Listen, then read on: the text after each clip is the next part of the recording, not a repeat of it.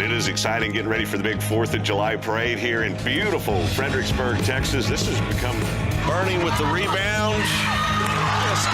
Everyone, welcome to the Fredericksburg Chamber of Commerce. Please on time here, 3,500. So they go to your dad. And we hear that promise again in John's Gospel. We love living in the country. When I think about Husband. Along the fairways at Lady Bird have a way of slowing time.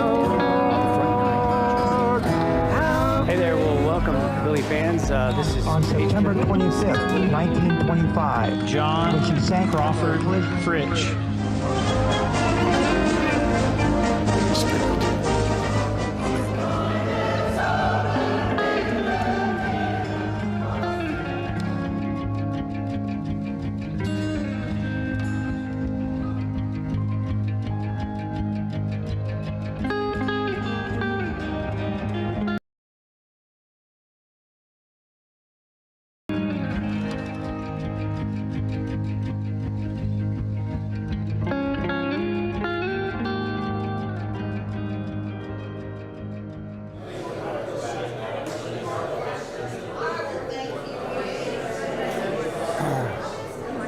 You want me to go ahead?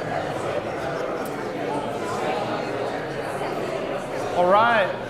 If I could get your attention, please. If I could get your attention. If I could get your attention, please. Thank you, Bobby. I normally have somebody whistle, but people were ducking under tables last time we did that. So thank you all for being here with Coffee with the City Manager. What a huge crowd we have here. Like I said last time, I'm following a train of people, cars, out here through the park to make this event. So it means a lot to me that you're here. We're here to provide information and to listen to your comments and concerns about what's going on in the city. This is a very open forum. This is one of the ways that we are trying to be more transparent in the community. We have grown this event literally by, in terms of people attending, probably 5-6 times. I can remember when we first got started years ago, we would have this in a small coffee shop that might fit into that corner where Tom Musselman's sitting over there, and we'd have 10 people. We've had as many as 80 show up, and this is a really big crowd right here. So I'm very proud of the fact that y'all are showing up, interested in what's going on, having input in the community. So again, thank you for being here. I have called this in the past, not Coffee with the City Manager, but Coffee with the City and the County. The county relationship, the city-county relationship is something that we're improving on every single day. It's something we're working really hard at now. I want to point out that we do have a county commissioner in the room, Dennis Neffendorf. Dennis, can you raise your hand? Thanks for being here, Dennis. So Coffee with the City and the County. If you live out in the county, if you have a concern, question about anything going on in the county, feel free to ask Dennis. If he doesn't know the answer, he can get the answer for you. So again, that relationship is very important. We have a number of shared budgets, fire EMS, health department. We have a number of common interests, common goals. We're working really hard to make sure that information exchange is happening every single day. We're at the golf course. For those of you that haven't been here, this facility has changed significantly over the years.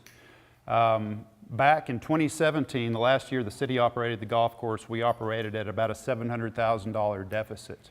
That deficit was growing year over year after we rebuilt the golf course, rebuilt this facility right here. We kind of had to build it and they'll come mentality. They didn't come. We were losing money year after year.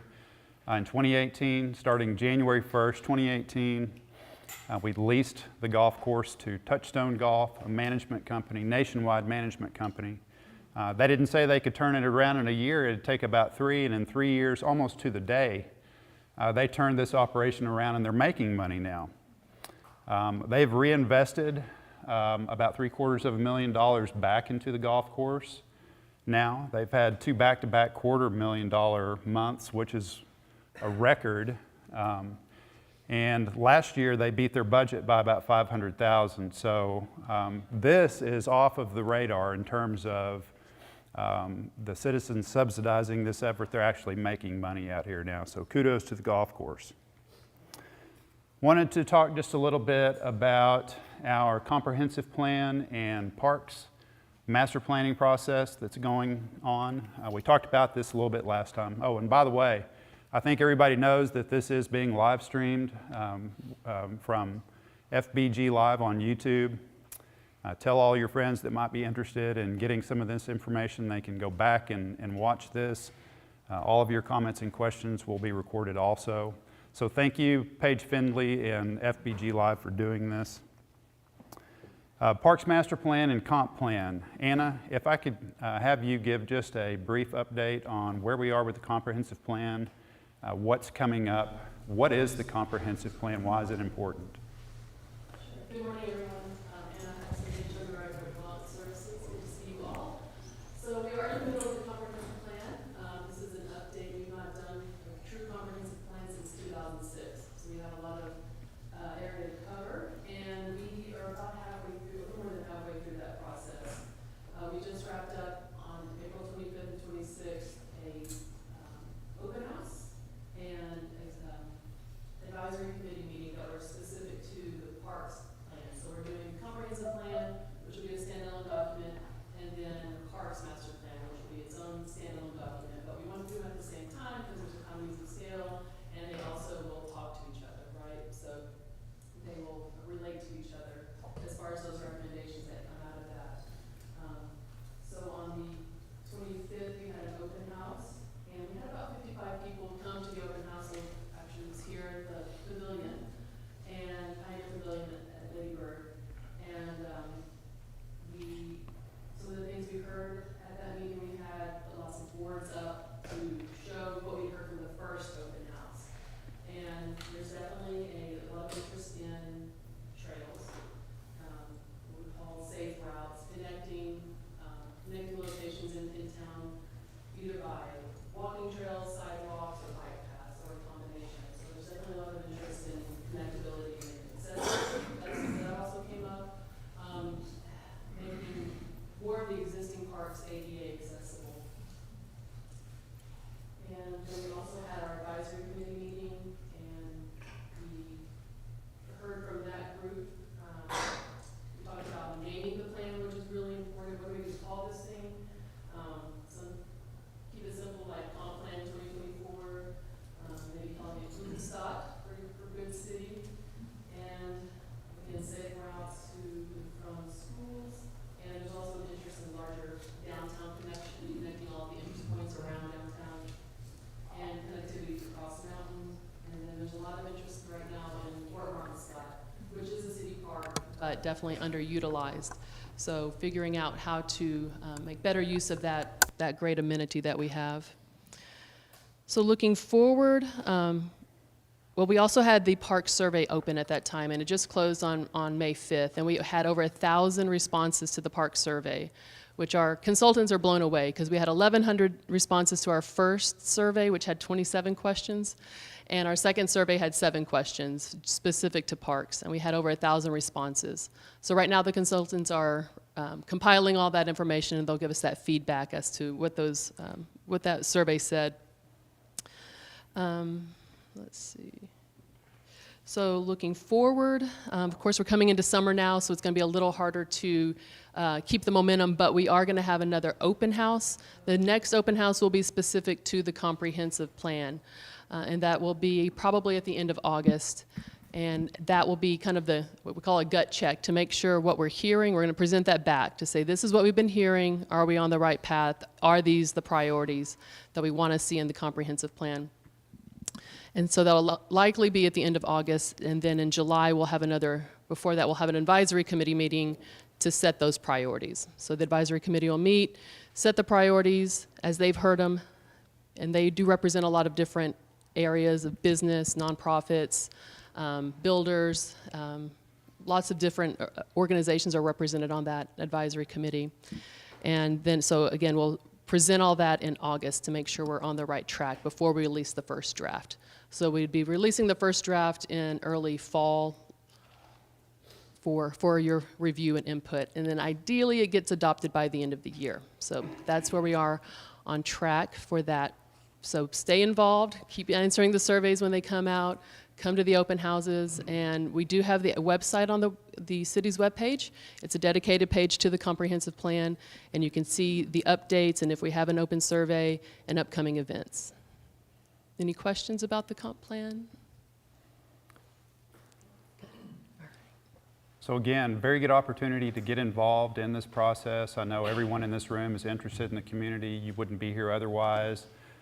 Get involved in that, get online, check out the dates, and again, thank you for being involved in that. Andrea, can you talk just a little bit about the Parks Master Plan component of this? Sure. So just to add to what Anna said, the last Parks Master Plan that we did here in the city was in 2015, and we adopted it in early 2016. It was really an abbreviated Parks Master Plan, so this one's going to be a lot more in-depth. So it was very important that we got all of the responses that we did to the survey that recently closed, so that's good. It's not only going to look at those results, but we're also going to be doing a needs assessment of our parks, existing facilities, and then also an evaluation of our current maintenance and operations, and then future maintenance and operations as new facilities come online. So we're looking forward to this being adopted here at the end of the year, and it can help guide our budget requests in future years. I would like to add one thing while I have the mic. We are in desperate need of lifeguards for the swimming pools. So anyone 15 or older, you don't even have to be a teenager, you can be an adult if you want to do it. We'll get you trained and take care of that, but we are in desperate need of lifeguards to keep the pools open this summer. Thank you. All right, thanks for that plug, Andrea. Yes, we are in desperate need of lifeguards every single year. In fact, we need them right now. So if you know anybody that's interested, please send them our way. Before I go on, I forgot the introductions. I'd like to introduce a few people that are in the room with us today, starting with our recently re-elected council member, well, soon to be re-elected council member Bobby Watson.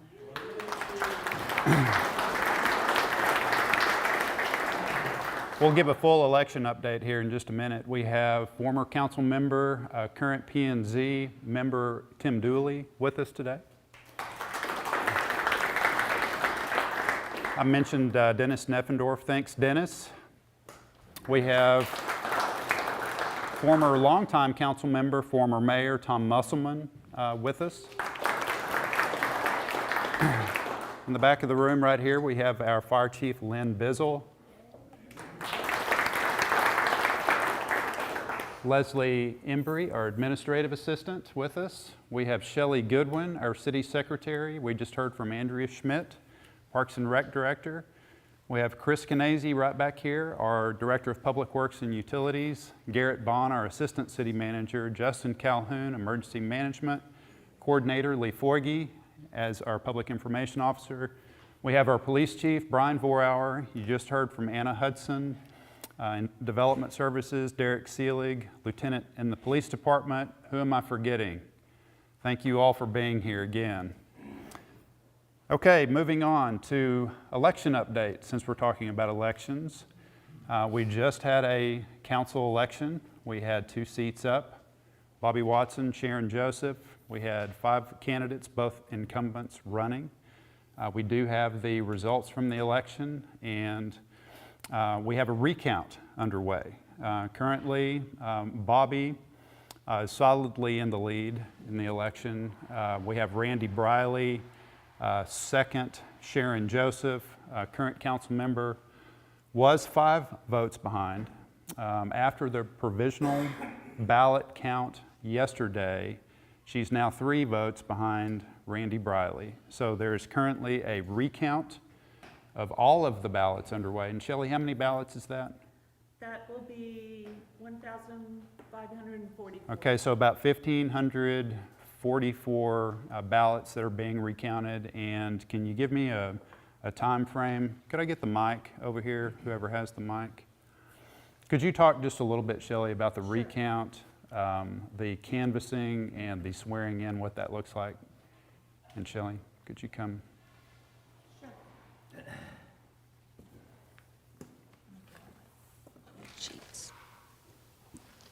So for those of you who don't know, I'm Shelley Goodwin. I'm the city secretary. So we had an election on May the 6th. And like Clinton said, we counted the ballots yesterday. Early voting ballot board reconvened to count the 5 or to review the 5 provisionals. One provisional was not accepted, did not qualify, and 4 did. So now the spread is 3 votes. So what will happen next is Friday morning, the mayor has ordered a candidate, if they're within 10%, can ask for a recount. And so the mayor has ordered a recount. So that will take place Friday morning at 9 o'clock. And so what's going to happen is they've asked for all early voting and election day and provisional ballots to be recounted. So we are going to have 3 teams of 3 recounting, and the mayor oversees this process. So then what will happen is Monday morning at 10 a.m. we are going to canvass. So how that will work is we will canvass the election day results and then turn around and canvass the recount results. The city council then will adopt a resolution with appointing the 2 top. The city of Fredericksburg is a plurality city, which means the 2 candidates, regardless of the spread, will take office. So then after that, they'll canvass before they adopt. And what that means is they are going to review all of the tallies, all of the spreadsheets, and then they'll, after that, they approve them or reject them, but then they'll adopt a resolution. And then they'll be sworn in because our charter says that they have to take office on May the 15th. So then Tuesday at the regular council meeting, there will be a ceremony swearing in of the 2 candidates. So again, just hang on to that if you would. So again, very important election, 2 council seats up, and very, very close at that.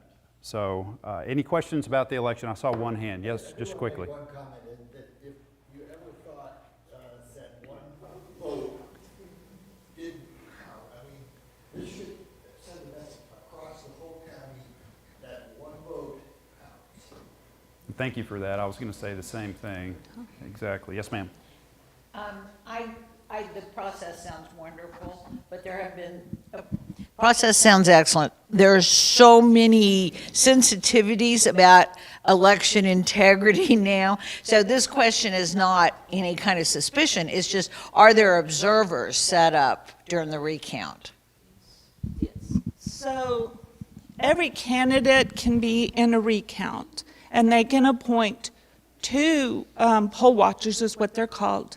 And they can appoint 2 poll watchers per team.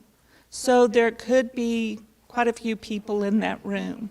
But we did have poll watchers, some during early voting, and then we also had poll watchers during the counting of the ballots. Okay. Just hang on to that. Do you have something, Tom? So with the recount on Friday, Can you hand that to him? Sure. is the recount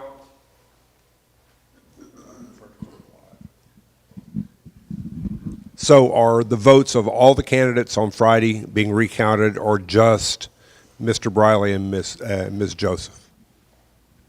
All the votes. Okay. Close election. Any other questions about the election? Got one more? Yeah, I do want to mention that I'm going to be involved with that too, and we're going to have a lot of control over who gets within 30 feet of that facility. So there's, I'm going to be talking with Shelley about this, but we need to have a list of everyone who's authorized to be there, name tags and all that, so that it's not just anybody can come in and be near the ballots. And so that we're going to go over that after this meeting, I think. Okay. Okay. Any other election comments, questions at this point, Bill? I would, and I don't, this is really kind of not a possibility. It's just something that I would really like to see happen. You know, we have 1,544 votes, and there's a difference of 3 votes. I think this is a poster child for a special runoff election. Obviously, that may not happen, and I kind of understand why. I just think that as close as this is, I think that it would satisfy a lot of people, you know, and anything like this that's that close. I think at the end of it, some people are not going to be satisfied. I think a special election would satisfy everybody. Right. Again, we're getting, we've been in contact with our city attorney, getting guidance from him, and we're following that guidance now. So we'll see what happens here in the near future, moving forward with the process. But stay tuned. Make the council meeting next week if you're interested, or tune in. There will be a lot more information there. Okay, moving on. We are getting into the budget process. Just a little bit of background on the city organization in terms of size and budget. We have 193 employees. We added 13 last year. We added 3 PD positions, 4 positions that we filled just to manage short-term rentals in town. Those are all being paid for by the fees that short-term rentals pay.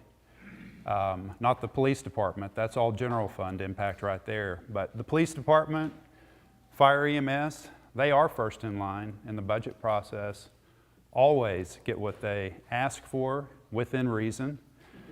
We make sure of that. We make sure they have the equipment, the personnel to protect this community to the level that everyone expects. We're very serious about that. But getting into the budget, about a $76 million budget adopted last year. We have a couple of sources of revenue flowing in on the general fund side. The 2 main ones are property tax, ad valorem tax, and sales tax. Our sales tax collections are actually more than our property tax revenue. So although our tourists put a lot of pressure on the community, they do contribute to our overall budget significantly and do keep our tax rate low. So the city's tax portion of the tax rate generates between 12 and 15% of your total tax bill if you live in the city. Again, 12 to 15%. So when we're talking about adjusting the tax rate, when we're talking half cent, a cent at a time, which by the way, we adopted the same tax rate last year as the previous year, it's very little impact to the taxpayer, but we take that very seriously at the same time. We try not to raise taxes, and this year we're going to be very serious about trying to really crank down on that budget so we can be very close to that same tax rate. It's hard to say what it's going to look like now, but we're about to publish the budget calendar. The budget calendar includes 10 council meetings associated with the budget. Again, it's a very significant process. It will start June 6th with the presentation of our capital improvement plan. The capital improvement plan is a 20-year plan. We'll provide detail, significant detail on projects, programs, expenditures generally over $25,000 coming up in the next couple of years. So if you're interested in taking a look at that document, the current CIP is online. I will be updating that. Additionally, we're starting to talk to the council about establishing priorities. We have some pretty early year priorities from the council at this point. I can tell you one of the priorities on several council members' list is parks, focus on good development, community, that sort of thing. We're going to do a refresh on that, and the idea that we have is to do a council retreat, like a half-day workshop that focuses on council priorities. You know, we're talking about some pretty major issues every single year, and I think we need to spend just a little bit more time doing that. When we're talking about contemplating building a new city hall, The need is there. It's justified. We also need a new police station, municipal court facility. We need a new fire station. If you talk to our fire chief, our response times are a little bit lower than he would like them to be out 290 East, and that's where a lot of that activity happens. So regarding the fire station, that whole operation, all the equipment and employees it takes to run something like that, we're starting to work with the county, just real high level, looking at special districts outside the city to potentially fund something like that. So when those big needs are out there like that, and really we needed a new city hall several years ago. We literally filled up every broom closet in city hall with an office. Come see, I'm not even joking about that. When we talk about housing authorities, when we talk about a sports complex, those are all very large expenses, very complex issues when it comes to servicing debt. How does that affect your taxes? How does that affect everyone in this room? So again, look forward to something like that coming up. Bobby Watson has polled the council. We're looking for a date to do that again, sometime probably within the next month as we kick off the budget process. But if you're interested in the budget, it's all online. Our new budget management software is making it easier and easier for staff to develop the budget, for council to have input, and we will also have a portal that anyone can get into and take a look at where we are, what we're discussing, what those numbers look like. I think I mentioned it last time. We'll also have the ability in the software that you have access to plug in your city taxes to the penny, and it will tell you, break that down and tell you where every dollar goes. So if you ever had that question, we'll be able to answer that. Again, we'll talk about the budget calendar just a little bit more with the council coming up on next Tuesday as we're finalizing all those dates. But right now, the adoption of the budget is scheduled for September 19th. I'm going just a little bit long here. I had just a couple more things that I wanted to add. Housing authority is something that the council is starting to talk about. We've had the item on the agenda the last several agendas.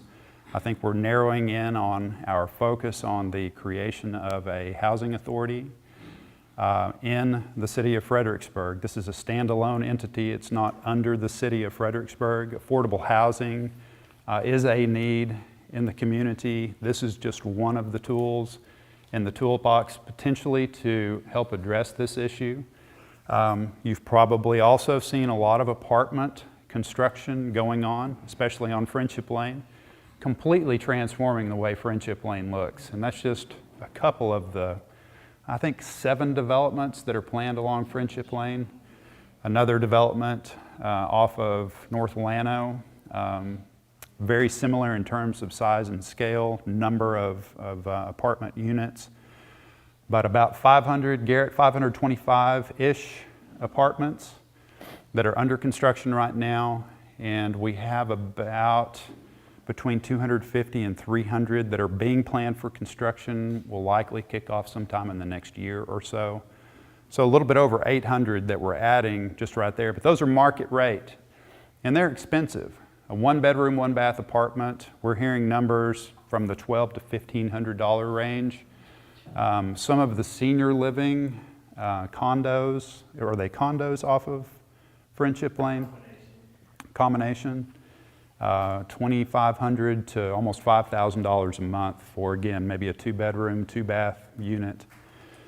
So something a little bit more affordable than that. Again, we understand, everything associated with, even the term affordable housing. We're talking about all of that, being very open about all of that right now. The council's being very careful as they step into this and trying to provide as much information to the public and flesh this out as possible. So a lot more to come on that. I'm going to end with our local water situation. As you all probably know, we have recently moved into stage 4. April 4th, we moved from stage 3 to stage 4 watering restrictions. That cut down on the amount of time you can water during the week by 50%. So you only get 4 hours, one evening, 1 day a week. That has resulted over the last month in about a 17% decrease in the amount of water that we're pushing out into the system. The target is 20%. So thank you for doing what you're doing to help conserve water. We have one water source here in Fredericksburg. It's all underground water. 99% of it comes out of the Ellenberger. We have a little bit that comes out of the Hickory, a little bit that comes out of the Hensel. We have dollars in the budget this year, and we'll be looking at developing a future well field. But looking beyond that, we're also looking at other options kind of in that 50 to 100 year horizon. But I wanted to say, before I get off this topic, that we're not running out of water. We're just being good stewards of this precious resource, so 50, 10, 20, 50, 100 years from now, we're not running out of water. And I see a professional geologist over here shaking his head, my neighbor. And I think a lot of people are shaking their head. You know, a lot of people are behind this effort. A lot of people understand. The desert is moving this direction.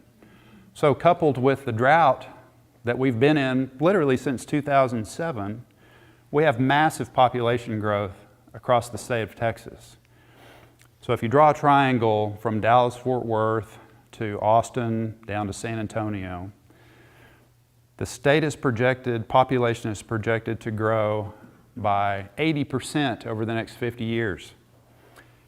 And the majority of it is going to be in that triangle. And the majority of it in that triangle, a lot of people think is going to be in the hill country region. This is the most beautiful region in that triangle. Well, and that's my opinion and a lot of people's opinion. But massive growth up and down the I-35 corridor. Hays County is the second fastest growing area in the United States right now. So drought and population, it's coming. I read an article in the Kerrville paper a few weeks ago. They're projecting, Kerrville is projecting their population to grow 3 times in the next 50 years. So again, that I-10 corridor, that I-35 corridor, and we're right on the edge of that. So it's coming. We see it here. We see a lot of development coming out of the ground, whether it is apartments, single-family residential homes. There are a few very large hotels, a hotel conference center that's being planned right now moving forward without the city's incentives or otherwise. So, you know, a lot more news to come on that. That growth is coming here. It's coming across the region. It's coming across the state of Texas. This water issue is a statewide and largely a nationwide issue. But it's something we're very serious about. It's something we've been had a very close eye on for the last decade. We just recently had a former professor from Texas A&M meet with city staff, and he had all kinds of advice to give until he learned all that we have been doing with respect to water conservation and system upgrades and so forth. And now he wants to use what we've done and share that with other communities across this region to help them do the same. So I'm going to end with that, and like we always do, I'm going to go around the room. Mr. Finley has advised me that if we can get everyone to speak into the mic so we can pick up your audio. Again, there's no question off the table here. If we can't get the answer to you, we will get back with you. We've been able to resolve a lot of issues through this meeting here. If you have a question afterwards or want to make a comment, that's fine too. We'll stick around for a few minutes. But I will start at this table, and I will start with Bill. Pressure. I have 2 comments. I thought it was a wonderful decision when the city made the decision not to allow electric scooters downtown. I don't know where they're coming from, but I'm seeing more and more of them. And I watched one of them this morning. I had to be going 15 miles an hour right down the sidewalk of Main Street, and walkers were having to move out of this person's way. So, you know, I think it's something that we just need to look at. Number two is, I don't think it's a good look for the city to have wine shuttle buses parked on East Main Street, down around Hampton Inn, down around K-Bob's. You know, it's probably one of the most heavily traveled areas, you know, on Thursday and Friday. And I think they're just acting as billboards, you know, for the weekend. Those are really my two comments. I'm going to kind of go back to something here for just a second, and I don't really know the answer to this. Was there a special election in 2021 for a school board race between Aaron Carter and Judge Edwards? Did they do a re-election or did they do a recount? I think they did a recount. I think Okay. that was a one-vote election. Okay. That would be a count. Okay, that's who ran their election. Okay. Well, I'm still on the re-election. Thank you, Mr. Snyder. Sure. This is more a comment than a question, but to me, it's obvious that there is a nexus between the affordable housing issue that you've brought up and the short-term rental quagmire that we find ourselves in constantly. By moving, you know, rental inventory from long-term to short-term, obviously we start to displace, and I think this has profound impacts on community. It has profound impacts on all sorts of things that I think are pertinent. And I hope that as this housing authority is developed, that this is front and center.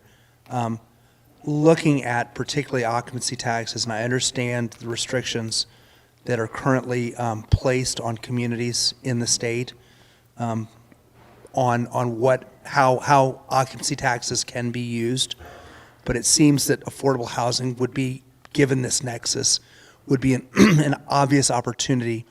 And if that requires state level, I hope that an organization is formed to lobby appropriately for that. Thank you.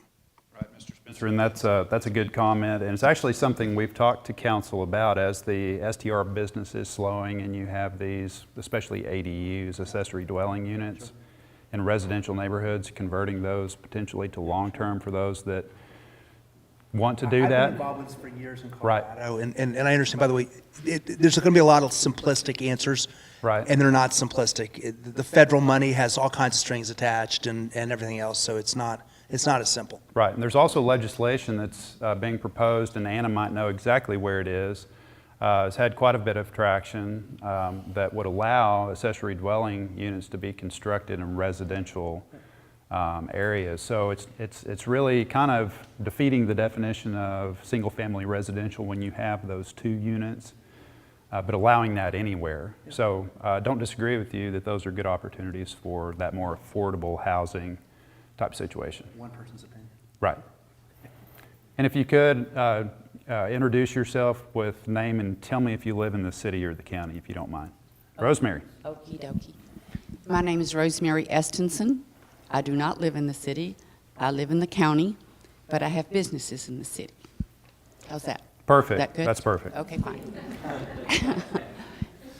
I don't want to sound like a broken record, but if you know me, I am interested in WATERH2O, whatever you want to call it, okay? All of our problems here, if we don't take care of our water, we're not going to have any wine, we're not going to have any retail, I won't have any heads in beds, you're not going to be able to eat. It is, in my opinion, water. I do have one extra book here. I gave 20 of these out. I hope the ones I gave it to read them. This book was returned to me today because the person did read it. It's a scary book. I've read it twice. First time I read it too quickly. The second time I read it. Anyway, I have this. It is free to you if you would like it, okay? Or you can get it online. They cost 20 bucks. Now, the thing about water that I heard just yesterday, I had to pull over on the side of the road because a friend of mine calls, and I said, Debbie, is this good news or bad news? Is it going to make me happy? Can I do anything about it or not? We have a development out on 87 called Frieden. They've had a little trouble out there, you know, developing, but now they have another developer I've told that's come in. They want to put more retail. They want to put another 110-room hotel out there. They want to do a lazy river. This takes water. And all the things about the development on housing, I'm for that. Is there any way we can make sure that they use dual flush toilets? If you don't know how those work, look them up. The other thing that's happening in the county is people are taking 500 acres, 300 acres, chopping them up and yada yada. And that's happening all over Gillespie County. And some people buy things and they don't even know if they have water, for goodness sake. So I'm just saying, please pay attention to the water. Drink clean water, okay?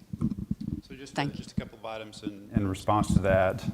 Hotels across Fredericksburg use about 4% of our overall water.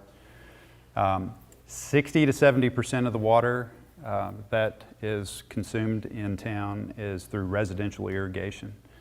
We do take a close look at developments coming in, what that impact is in terms of being able to supply them with water first of all. How does that impact the other users, then also water supply. We're also working with the underground water district and starting to have those discussions with the county, you know, about some of these developments coming on. In fact, we just talked to the county judge yesterday about trying to have a special meeting where this is one of the main topics of discussion. So expect those kinds of conversations to come up again. It's not just city, it's county-wide, a county-wide resource that we're tapping into there. Clinton, in the developments that are going on, is there a concept of using wastewater as they do on the golf course being an option for the city to keep them using so much primary water? Yes, and Frieden's actually doing some of that for their common irrigated areas. Yes, sir. And we're looking at ways to expand that use of treated effluent. And I think a big way we can do that is store the water in the wintertime when we normally send it downstream to supplement that summertime demand. We could have more users if we had more in the summer, but we divide that between Boot Ranch Golf Course and this golf course, 50-50 pretty much. It seems like our current use of the wastewater is not used in the best interest of the average person. It could be. Right, but 500,000 gallons a day that we send to Boot Ranch and this golf course, if that was treated water, that would have a significant impact. So, yeah. I'm saying go use that, but I'm saying that same opportunity, especially if you have large, for example, the Fredericksburg apartment complex. Right. Right, generates a lot of wastewater. Why not cause them to use it locally? I don't know if that's a city or county Right. or whose rules, but And, that should be looked at. and we're just starting to talk about some of those opportunities and what that reclaimed water reuse expansion looks like in the future. Well, So. it drives their building style and what they do in their plumbing to make sure that they know what they're doing, whether they're doing gray water locally or wastewater coming back. Right, right. So we're going to continue around the room here. Mr. Wagaman. Okay, good morning. Bill Wagaman, city resident, Heritage Hill Country. Operate Rides by William, which is a private car service in the county. And just listening this morning and no real comments. All right.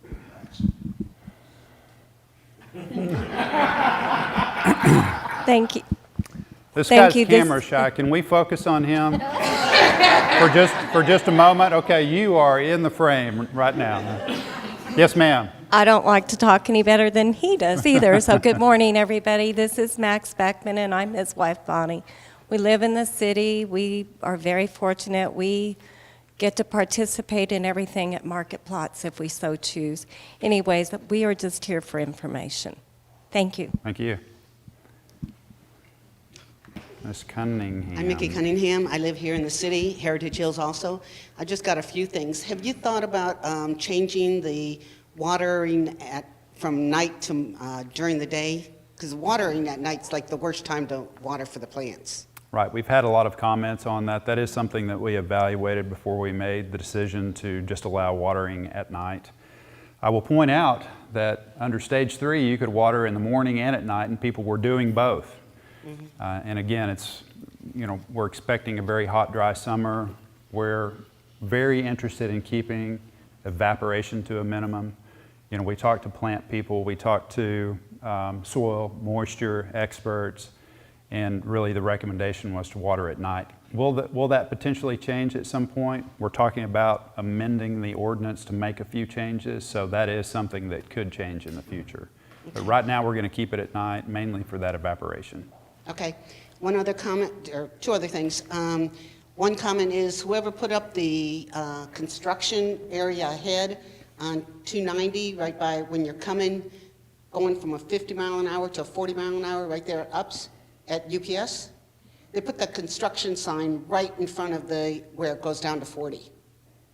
So that's, okay. I don't know who was thinking there, but it's like 2 feet in front of it, so locals know it, but not the people that are coming in. Well, thank you for that. See Chris making a note. We'll address that with the contractor out there. Okay, and the last thing is, I'm on the board for a condo association in Galveston, and I got a notice last night on House Bill 2665, which addresses STRs. And one of the things, it's taking away the power from the local municipalities and making it state. And I've just briefly ran through it this morning a little bit. And one of the things I noticed was that it prevents the city from allowing us to say how many people are allowed in each STR.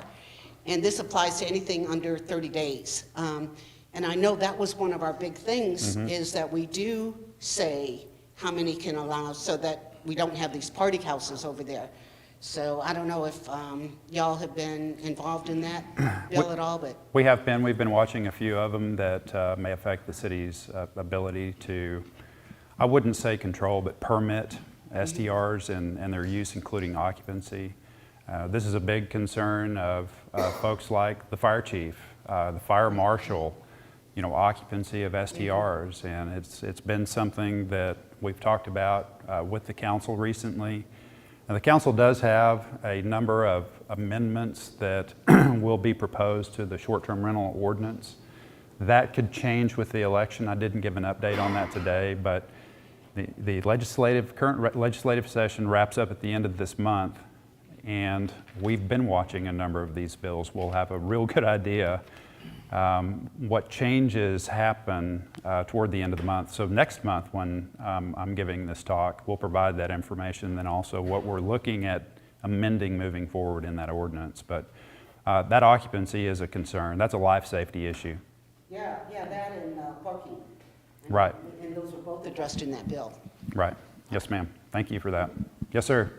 Tony Conti, I'm a resident of the city and also an owner of a business on Main Street, and just here for information purposes. Thank you for being here. Yes, sir. I'm Charles Thompson. I live out in the country, and I'm just proud to be here. Mr. Johnson. Alan Johnson, Heritage Hill Country in the city, and I'm just here gathering information for our people. Has the Postal Service issue been addressed? Well, it has. It has been successfully addressed. The present postmaster has taken family leave with understanding by a number of other employees that he's likely not coming back at the conclusion of his 6-month family leave. And there is an interim postmaster who is I'll call it professional problem solver, who gets moved from postal office to postal office as interim postmasters. And so far as we're concerned, we're back to where we've been for the past 20 years so far as deliveries to the home addresses and so forth, which was the big issue. So many of our people are unable to get out of their homes, are not able to go to the post office, pick up packages, etc., which was what was the most recent policy change by the postmaster. And so now we're back to having those larger packages delivered to the homes, and our residents are happy. We're enthusiastic about what's happening, and so far our understanding is the postmaster position has been offered to several people here locally who have chosen to not accept that position. People that are watching and listening in that are having issues. You could. I'm Bill Vernon. I live in the city, and no comment. Thanks for being here, Bill. Yes, sir. Alan Williamson, live in the city, no complaints. All right. I'm Ben Bailey. I live in the county, and I'm here just taking it all in. All right. Thank you for being here. Christina Berger, I live in the city, and no comment. Thank you. Mike Hogan with Fredericksburg Computer Repair. I live in the county, and I'm just here to listen and learn about my community. Mike, if you could, Garrett, pass the mic back here to the back. Reed Kane, live outside the city, just observing. Thanks. Thank you for being here. Yes, sir. Bob Phelps, I live in the city on the West Travis Speedway. I'm just here to absorb information. Mary Williams in the city and here to listen. All right. Shirley Smith in the county and here to learn. Bobby Watson lives in the city and here to learn as well. Jeff Williams, live in the county and just observing. I'm Tim Dooley. I live in the city and I've already been introduced. No comment. Gary Saucier, I live in the county, in the ETJ. I think there's an opportunity in front of us to take the water problem in the development and work them to mutual benefit. And one of the things I don't think the city or the county currently has is a force to drive the developers to look at not just low water usage, but actually water reuse, right? So not going to go through a long spiel, but there's basically 3 types of water. Clean, clear water you drink, stuff that comes out of the processing system where all the effluent is. In the intermediate, there's what's called gray water. Water that you've used once but not used for anything nasty. And you can use it on your lawn or something like that. Especially with the larger developments, I would like to see the city start to go into some sort of rules in the permitting that says these large developments have to come in to be self-contained, not using and reusing all the water they can before it leaves their property, therefore decreasing the clear water that they need. I don't think that any of these guys in their designs are currently required to do any of that, and it costs more money. The simplest one is gray water, because what that means is in your house or your apartment, you exit 2 types of water. Water to go to the septic system and water to be reused locally. It takes a little bit more plumbing. It's very easy to do. So I'd like to see the city and the county start to look at that more, because that says we consume less water, but we don't degrade lifestyle because we're using water in a reuse manner. Thanks, Gary. All right, Dennis, county update. Give us a high-level county update here. I want to put you on the spot. What, do you want me to sing karaoke too at the same time? If you could, that'd be great too. No. Thank you. Well, I'm Dennis Neppendorf. I'm the county commissioner for Precinct 3. My responsibility is the river. So I'm the one that's got most of the bridges and the wineries and a lot of fun and honky-tonk that's going on in my precinct. So, but going to the water setting, we've had a lot of movement since January 1 because we started with the new subdivision rules, working with the underground water district and developers. They have to provide a 30-year sustainability study on the availability of that water. They recently just had a meeting a couple of weeks ago, and a lot of folks showed up. A very large development. They ended up with concerns on the Ellenberg. The underground water district has 18 monitoring wells that they're looking at to monitor the aquifer depth and use of that aquifer across all of the county. And they went to one developer and they said that we're reducing your permitting by 50%. They had 12 inches, now they got 6 inches. On the 4 wells, they went in and they have to put a meter. Every one of those meters have to be turned in every 30 days. into the underground water district to monitor the use. 2 of those wells have got deep water monitoring because we are watching what's going on, and the Ellenberger is at 50%. Dealing with a lot of new opportunities, which are all positive with the new judge and his leadership and where we're going with finally getting bridges built, roads, construction. You're starting to see a lot of changes. And it's all trying to address the new growth that has landed right on top of us. So I'm here. If you have any questions. Well, perfect. And yeah, don't hold back questions for Mr. Neffendorf. Don't forget he's in the room here. So only tough questions for Dennis. Thanks for that update, Dennis. And again, I'll say that, you know, the county doesn't control water outside the city limits. That is the Underground Water Conservation District. There's a lot of confusion about that. Now, the county does work with them with the respective developments, but they don't have ultimate control. Debbie Yes, ma'am. Campbell, I'm in the county, here to listen, and my county commissioner's not here. Yes, Cheryl ma'am. McBride, I live in the city, and I'm just pleased to be here, and this is a great forum. Thank you. Thank you. Mary Pinnock, I live out in the county. Tim is my first cousin. We've seen lots of development and changes in the last 50 years. Wouldn't you agree, Tim? Yeah. And from what I see here, there's so many interested people. That's great. And it looks like the next 20 years are going to be pretty interesting, too. Eric Hammerson, live in the city. We had the privilege, both last year or this year, of participating in the election. Kudos to our city secretary. She did a fantastic job. If you have concerns about election integrity, I invite you to be part of the process. Early voting, election day, whatever it happens to be, it's a great opportunity. The question for you is, we were driving around this last week, enjoying the flowers that were blooming because we'd had some rain. I noticed that the population signs at the entrance to town haven't changed since we first came here in 2011 to look for a place to buy. And we're almost 3 years after the census. Who changes the population sign, and when's that done? Right, that is TxDOT.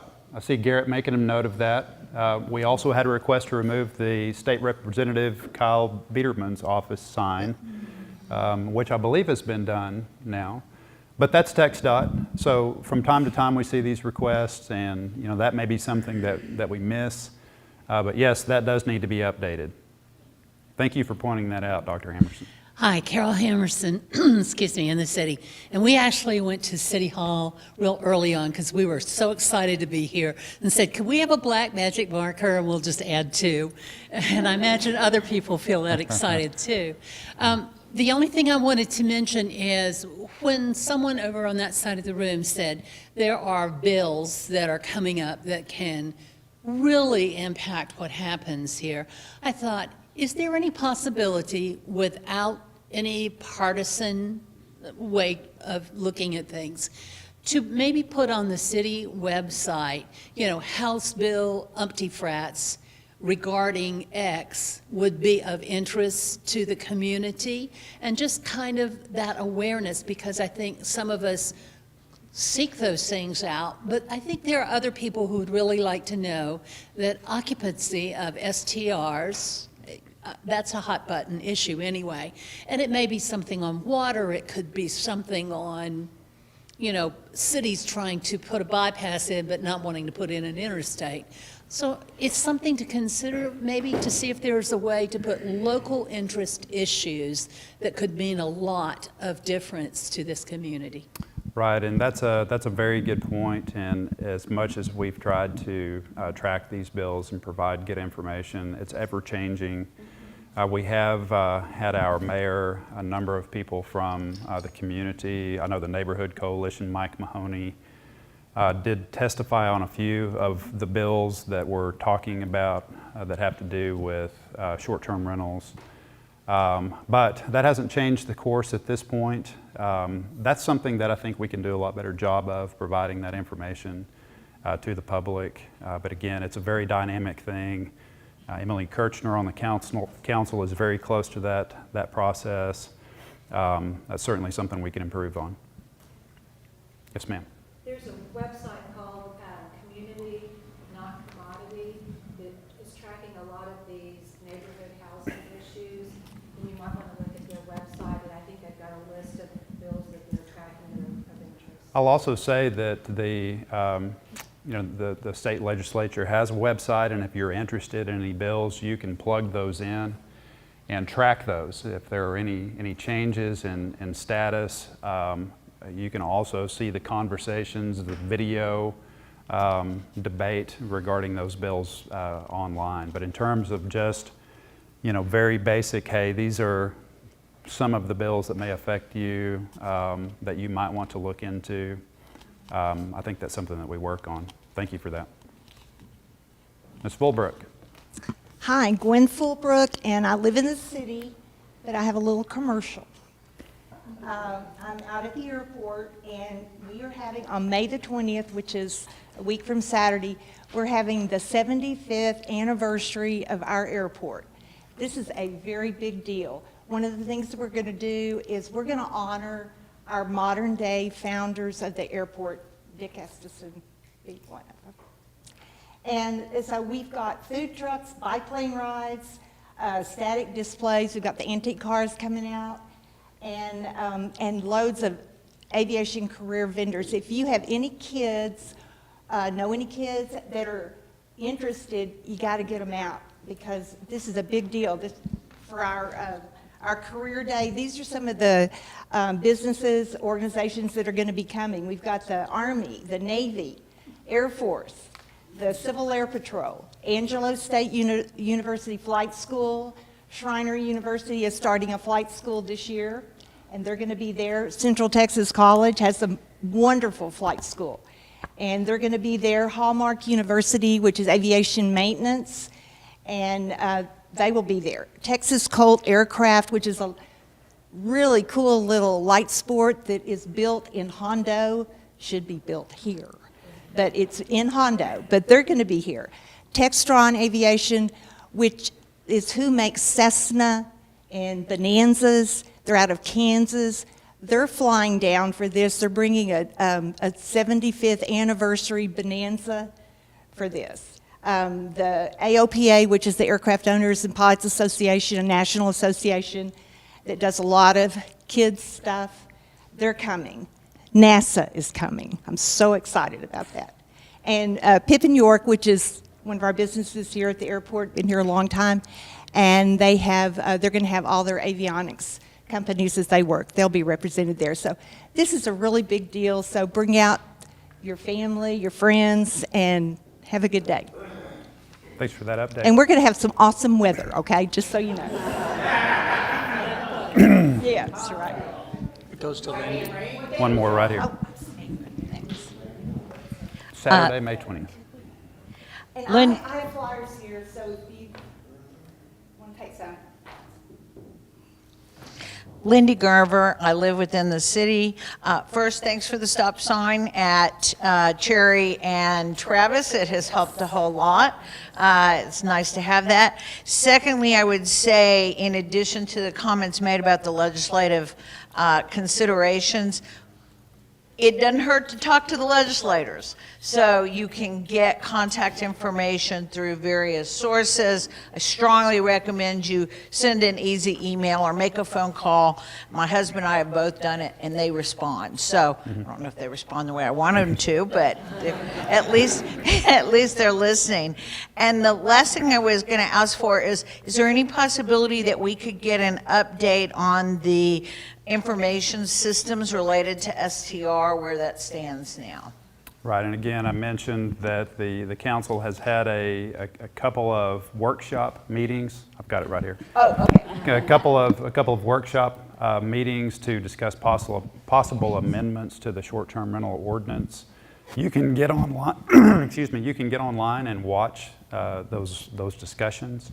That is something that we're wrapping up, getting back in the council's hands in terms of the ordinance being reviewed by the city attorney and cleaned up.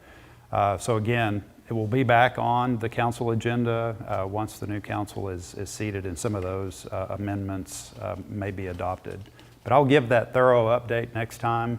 I don't want to throw too much of that information out right now. Thanks. You bet. Yes, ma'am. Ms. Moran. Cheryl Rowan, live inside the city.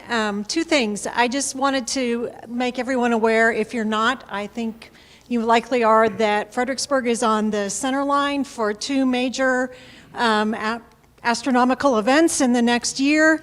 The Standard yesterday got really excited and announced the town hall meeting that is not tonight. It is a week from tonight at Fredericksburg High School. Having been on a part of that task force, I can assure you, and I'm sure you'll talk about this, the city is on it. They are planning, but please take advantage of those town hall meetings. Secondly, Clinton, could you just give a bit of information, or one of you, about code enforcement for the water restrictions? I don't want to hack off my neighbors, but I've noticed a couple infringements. Sure. So we've sent out information to the public, notified the public of the change in watering stages a number of different ways. One of those ways is through code enforcement. A little bit lighter hand through the month of April, which we talked about, but we're getting much more serious about that now. And, you know, look at it like this. It's not telling on your neighbor. I would recommend you talk to them. A lot of times they don't understand what the restrictions are. Call me, I can talk to them. But we're going to start getting serious about this. And I will tell you, as of last week, we have officially moved code enforcement under the police department. So that will help us with late night code enforcement issues with respect to noise and disruptions, things like that. We will also be able to route these through two different processes potentially. Our administrative adjudication process, which is very quick. I can tell you for a water violation, the first one is $25. The second one is $250. The third is $750. And we're getting very serious about that. We feel like the 25 is the warning, and then it gets a little bit more serious after that. So for those of you that might need to adjust your sprinkler systems or help your neighbors understand why it's important to do so on the conservation side, or saving them that hassle, just visit with them. And if it's somebody in the neighborhood, I can help with that too. I've noticed the same just driving around. So we're trying to help folks understand, and a lot of times most people comply, you know, if they know what the rules are. Dana Rowan, city resident. A question and a comment. Comment first. You've mentioned before, Clinton, that the state has come out with a 2022 water plan. Yes, sir. And for those of you who haven't seen it, it's a great document. It's online, and it has a search mechanism where you can search the forecast for every municipality in the state of Texas and compare them. And you can bring up Fredericksburg, and believe me, Fredericksburg looks great compared to some of the cities around us, and I want to keep it that way.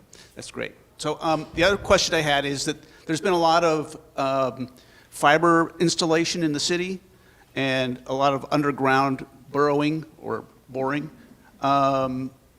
These flags that were put out, they're still out. Is there a way in which those get picked up, or does the homeowner pick them up, or is that illegal to pick them up? I just want to know some direction on that.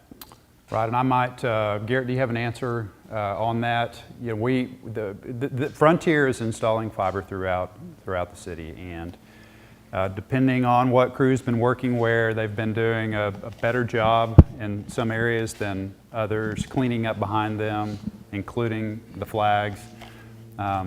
I've taken them down and put them back up in my yard a few times as I've had to mow. There are a few still there. So Garrett, can you speak to the circle back and clean up after the project? Yeah, I think the majority of that work has been completed by Frontier. There are some rules about the timing of being able to pull up those flags, so I don't want to lead anyone in the wrong direction. I believe it's 30 days. If the work is done, you should be okay picking them up, but I wouldn't recommend it. I'll try to look it up during this meeting and let you know. Thank you. And I think they're out of our neighborhood. I think they are, but the flags are still. Right. I want to mow and. I was asked a similar question last month and gave me someone a call, and they came out and the Frontier person said they come and pick them up after the construction is done and it's been reviewed and evaluated. Okay. Thanks, Mary. Thank you for that. Yes, ma'am. I'm Kate Walker, and I'm a resident of the city. And I just have a word of appreciation for the Sunday concerts at Market Plots. The high school jazz band did a beautiful job a couple weeks ago, and I'm looking forward to the next ones. I think those are sponsored by Oktoberfest, and it's just a great evening out. So glad to be here. Thank you for that comment. Yes, ma'am. Yes, I'm Kay Stabell. I live in the city, and next month it will be 1 year since my husband and I moved here, and we appreciate everything that this city offers, and then I'm here to learn. And then thank you so much. Well, thank you for being here. Welcome to Fredericksburg. Yes, ma'am. And she's hoping to open a Japanese sushi restaurant. Is that right? Yeah, okay. George. All right. I'm George Studer. I live in the city, and I am... I'm echoing the comment about how good Shelley does and how valuable it is to be involved with any of the city activities, including elections, wherever we can plug in and help. I've got a question about two risks that, you know, I like to talk about risks and risk management. I would like us to have a regular input on what we think are the upcoming risks, maybe the current risk and the upcoming risks, because it's kind of on the minds of people when they hear the news and they, you know, let's say the border is opening and we got another, you know, doubling of the number of people coming through. They're already saturated down in the cities by the border. One question I have is, what's our security risk and what are we doing about it if that goes up? And the other is, depending on, well, I think we're behind in terms of the Texas grid and any risk that we might have with respect to the summer and that area. I guess that's my main comment. I'd like to have more input on the risks that we're facing. And I'll have our police chief speak just quickly. And Chief, you're going to need the mic here. You know, regarding the border issue and how that kind of you can stand right next to me, and how that and how that might affect Fredericksburg. And this question has come up. I think it came up last time, but it is something that is a growing concern. So, Chief, do you mind? So I've like the rest of y'all, been watching the news, reading in the paper, monitoring the border situation. You know, with it ending, I think tomorrow. Yes. There's obviously an influx at the border. They've sent extra troops down there to help in the processing, not the securing of the border, at these processing stations, the main one, El Paso, I believe in Brownsville. So as these individuals come across the border and claim asylum, they're gonna process them. As far as a large impact on Fredericksburg or Gillespie County, we do not expect to see a large impact. Over the last couple years, we have seen an increase in human smuggling or human trafficking moving through Gillespie County and Fredericksburg. And both the Sheriff's Department and Police Department have made stops on some of these vehicles and arrested drivers and call the federal government to get the individuals that they're transporting, you know, deported back to the border and processed. So we're aware of it, we're watching it, we're monitoring it. Yes, we've seen some cases of human trafficking, but I don't have a large or overwhelming security concern when it comes to Fredericksburg or Gillespie County. You know, if you know, I don't expect bus loads of people to be bused to Fredericksburg and dropped off. I can tell you that not only are troops going down troops are going down to help get the people processed, but my grandson is an Army Reserve and he left on Monday and he is going down to secure the border. He's part of the intelligence group, and they are not part of the 1,500 that's going down to process. They're a different group that's going down. And all they're going to be doing is patrolling armed. So say a prayer for all of them. Yes, ma'am. Could you grab that back, and we have a few more. The electric grid? No, sir, not from this perspective. No, sir. Normal summer. Here, as far as I know, yes, sir. Hi, my name's Becky Reeves, and I live in the city. I'm curious about the city's intention for the management of Fort Martin Scott. Right, and this was on the council agenda last time. Andrea, would you like to speak to this? And could you come up here and just stand next to me? I think he said this would. At the last council meeting, they decided that we're going to write a letter to the Texas Historical Commission and discuss with them any possibility of a future partnership and what that would look like so that they could help us manage the fort. So that is the current plan right now. We are in the process of replacing the signs out there too that you can't read. So hopefully we'll have those done in the next few months. Thank you. Hugh Reeves, live in the Historic District, just here for the coffee. Clinton. All right. Thanks for being here. Yes, sir. Jim Harris, live in the city, and I'm just here for information. Thanks for being here, Mr. Harris. Cindy Turner, in the city, and I'm here still about the post office fence that is now laying on the ground. The screening is in the barbed wire. I would like to follow up with you because I've made a request for some information from the city attorney on the city's position on this because it is a nuisance, it's an eyesore. So I'd like to follow up after the meeting on that. Sure. And this is something that I've discussed with Development Services. I know the city attorney has been involved. I've seen the fence down. Alan Johnson's not here anymore, but I have not spoken to the new postmaster. I have not met whoever that is. Maybe that's a conduit. We can work that through to finally get something done. Well, I don't know who the new postmaster is. The one that was there a month ago that I spoke to just dismissed me about the whole thing. Sounds like that may have changed. Okay. So stick around after and we can talk about that just a little bit. Thank you. Thank you. Yes, sir. My name is Charles Moeller, and I have a question about the water and wastewater facilities. Are they big enough to take care of the increase when we talk about 40%? When we talk about 40% increase in the... You're saying that the growth is going to be 40% of what it...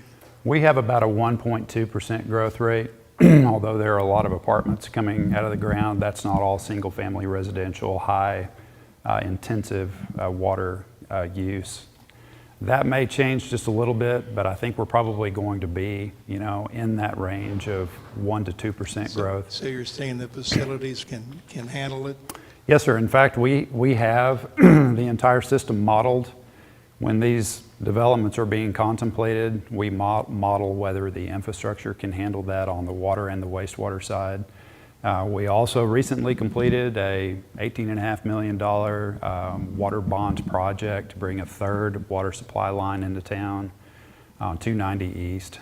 So that really firms up our ability to deliver that water into town. So I feel very confident that we will be able to provide that service. Again, really what we're focused on are water conservation related items, how we can conserve that water supply for the long-term future. And when we look at these types of things, it's a 50 to 100-year look. There have been some comments made about making some changes in our development regulations. Those are all things we're going to continue to look at. I will say this spring so far has been a little bit unusual in terms of weather. The forecast is a hot, dry summer.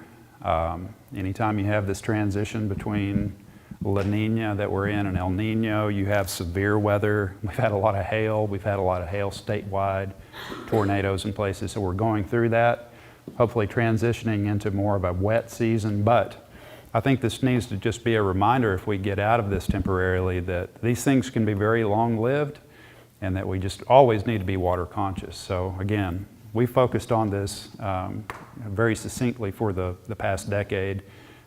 We've done a lot of things to conserve water in the community, but that population growth, the growth that we're seeing, right now we have that in the forefront of our mind when we are thinking about the whole water equation. My name's Carlton Turner. I have a lot to say about the post office, but we'll speak as one. All right. Bert Luna and I live within the county, ETJ, just here observing. You don't have a tough he's already gone.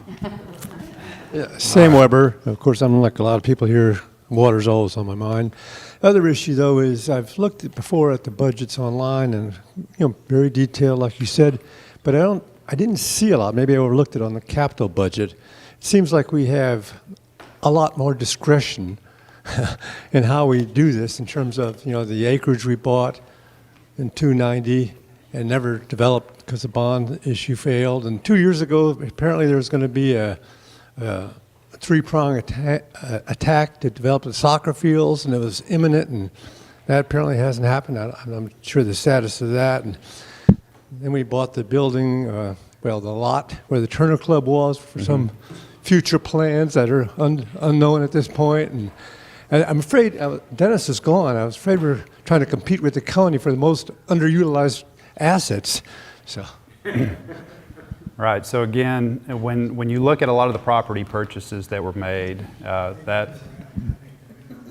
lot of these properties were purchased under Linda Longerhant's leadership, and the direction of the council then was to invest in some of these properties. I'm sorry? You said Longerhant's? Yes, sir. Yes, sir. And a number of these properties, there's a couple on Friendship Lane. The property values have increased probably beyond having that cash in the bank, for instance, and I think that was, the kind of the mindset when that was done. There were park facilities that were being looked at. We have a conceptual plan for a police department, a municipal court to be constructed on one of those properties. The sports park property, we do have two failed bond elections. We're working on something much bigger. Two failed bond elections for the sports park, yes, sir. So we talked about this three-pronged approach, which is the city, the county, and private funding being raised. The Soccer Association has raised about $300,000 of about $1 million. I think that is going to be one of the major topics of discussion moving forward in this budget process with the council. What we're going to do in terms of those types of facilities. The park master plan is contemplating that and upgrade of other facilities. So I think this is going to be the year to really start talking about that a little bit more. Last year the county didn't have dollars programmed into their budget specifically for that. We didn't either. We understand that's a need. We understand it even more now that we've done this survey. We've had 1,000 people respond to that. So I would expect a lot of movement in that regard. The Turner Hall property is another one of those.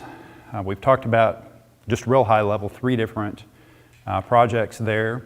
A new city hall, it's about a 3/4 acre lot, similar to the lot City Hall, the existing City Hall sits on. We've talked about some sort of rec center that might complement the pool, town pool right there.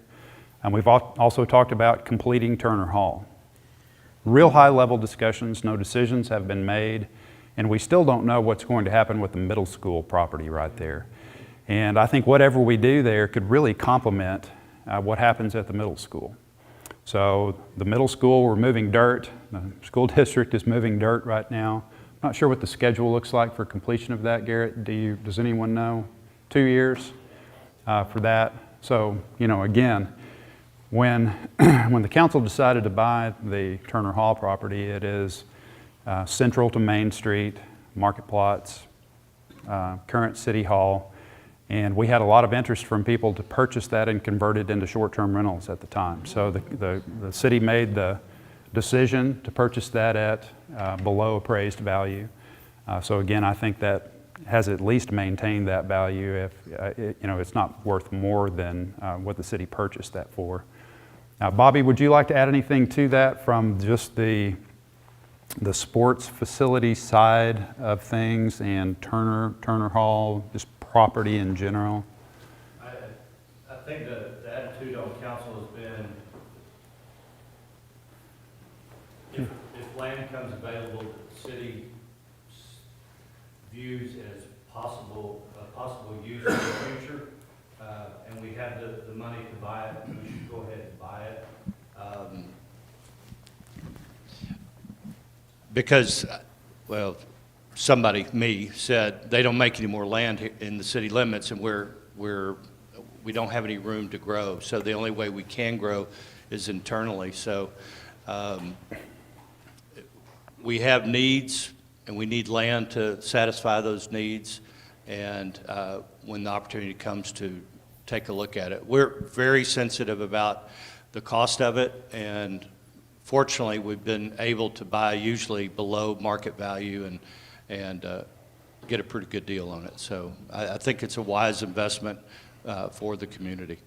Thank you for that, Bobby. And I'll tell you, from the county side of things, and I think Dennis would probably agree with this, we sold 10 of the 52 acres of the sports park property to the county for the expansion of the airport years ago. We redesigned the sports park for the second bond election, taking that 10 acres out. The county may need more of that property at some point as the airport continues to expand. It's a busy airport. What do we sell, 1 million gallons of fuel combined out there a year? I mean, it's 500,000. I thought it was 500,000 jet fuel.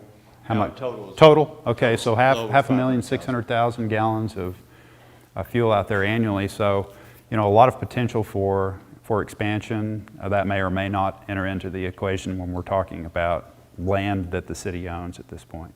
So like Bobby said, it's a good investment. I think the properties we built or bought back in the 2015-16 timeframe worth a lot more than they are today. Clinton, could you, or Chris, update what's going to happen on Main Street throughout the end of this year? Sure, Chris. And it might be Chris and Garrett if you're talking about paving and the water line.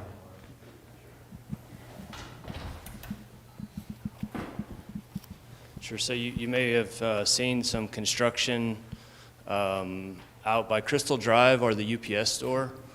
That's part of a large water line project. It goes from the UPS store, the eastern boundary, all the way to across the bridge there by McDonald's. So it's on that north side or the westbound outside lane.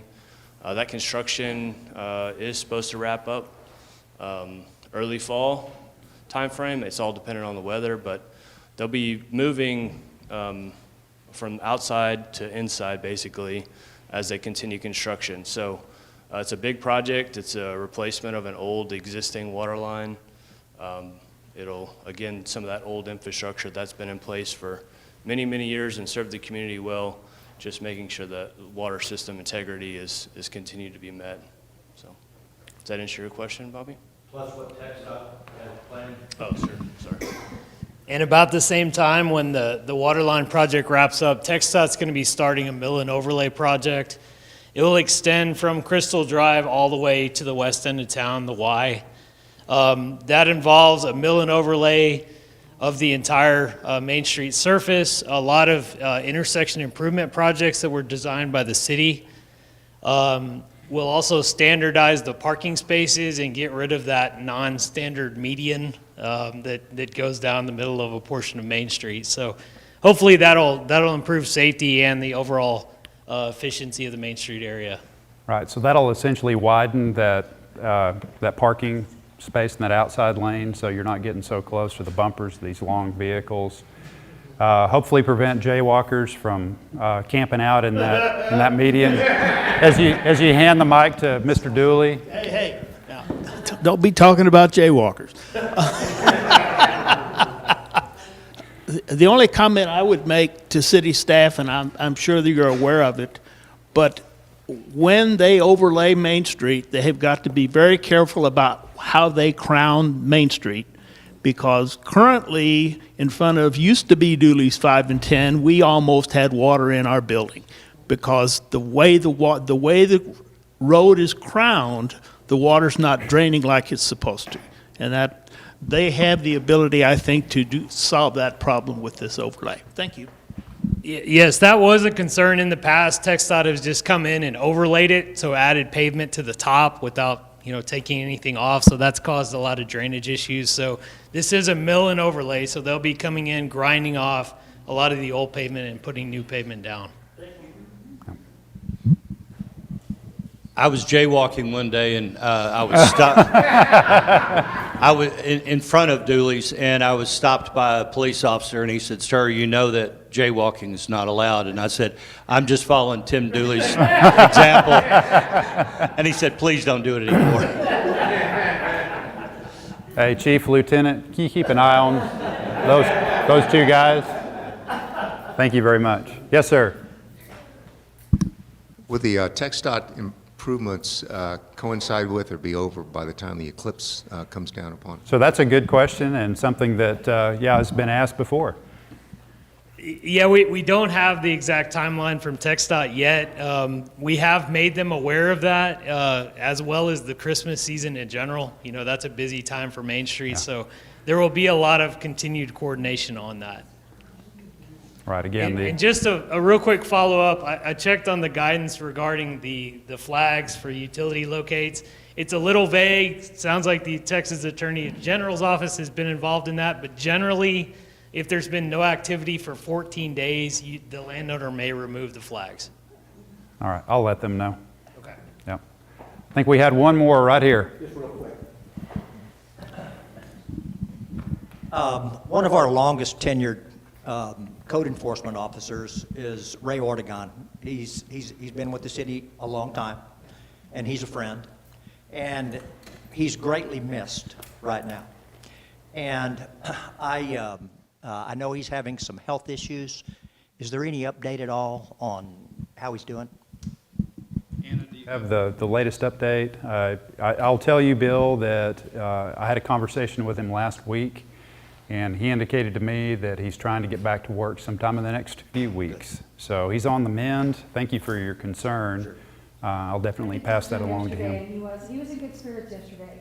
I think what's happening, a lot of it, that they are having to go in twice a week to work on his wound, and it's very painful, and it's very stressful. So those 2 days he's really down.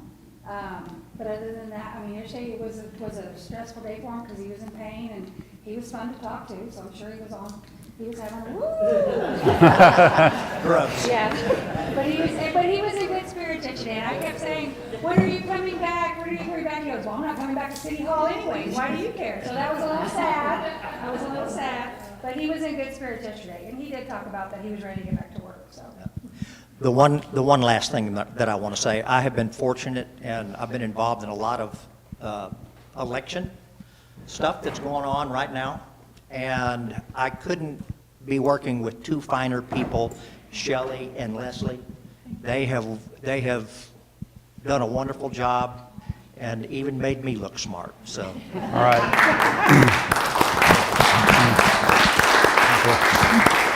I couldn't agree more. Thank you both and everybody that was involved in the election. Thank you for being here today. If you have anything that you'd like to talk to us about after, feel free to stick around for a couple of minutes and come back next time. I'll have an update on a lot of other things. And thanks Fbg.Live for broadcasting this.